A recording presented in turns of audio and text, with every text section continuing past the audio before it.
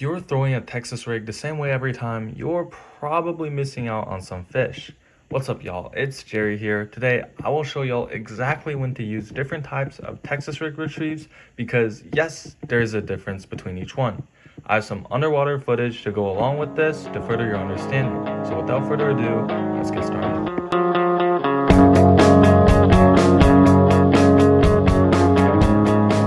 The Texas rig is probably one of the most versatile setups ever, but most people only fish it one way. The truth is, your retrieve should change depending on the conditions.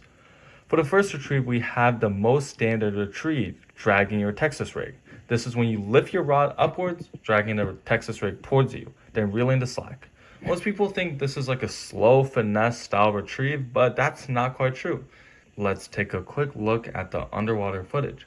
You can see that the retrieve is in the top right corner and the actual underwater footage is in the middle. Here I am doing a slow drag. As you can see, even though I barely moved my rod, the Texas rig went flying. Now if I start dragging it even faster, it not only covers a lot of water, but also goes pretty high in the water column.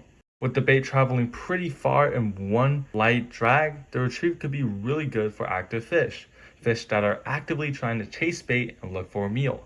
It can also act as a bottom search bait since it covers a lot of water in a relatively short amount of time compared to other bottom baits.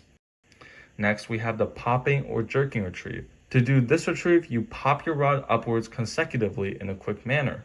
Looking at the underwater footage, we can see the craw having a more erratic movement with the pops. It looks more similar to how a crawfish would actually escape the predator and doesn't cover as much water as the straight rod lift.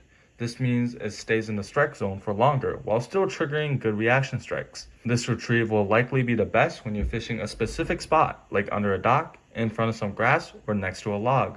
The erratic movement will be more likely to trigger a reaction strike from the bass, which can be more useful when targeting bass that aren't fully committed to eating but are still active.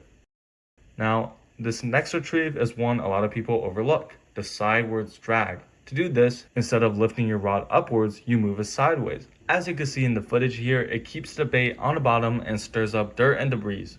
This attracts fish from further away, as the disturbance gives off vibrations that can attract fish. Fish may also see the trail of stirred up mud and follow the trail to investigate. This can be extremely useful in stained water where visibility is low, and most bass will heavily rely on sensing vibrations using their lateral line. When a dust cloud is created by dragging in mud, it will actually create contrast in the stained water, which is typically brown or green, creating a different background, making your bait more visible. This is also not something many anglers use, so it could be more effective in pressured bodies of water. And finally, our very last retrieve is the dead stick. This retrieve is very straightforward, where you cast out the Texas rig and let it sit for several seconds before retrieving it for some distance and letting it sit again. The underwater footage is also very straightforward, where the craw just kind of lays on the bottom. This can definitely be very boring, but it will definitely work if the fish are very picky under very high or very low temperatures. This can also be effective while spawn fishing in dirty water, where you have no idea where the beds are. So next time you're throwing a Texas rig, don't just fish it one way. Switch up your retrieves based off what the fish are telling you. Try different retrieves in different situations, and that could be your ticket for fish for that day.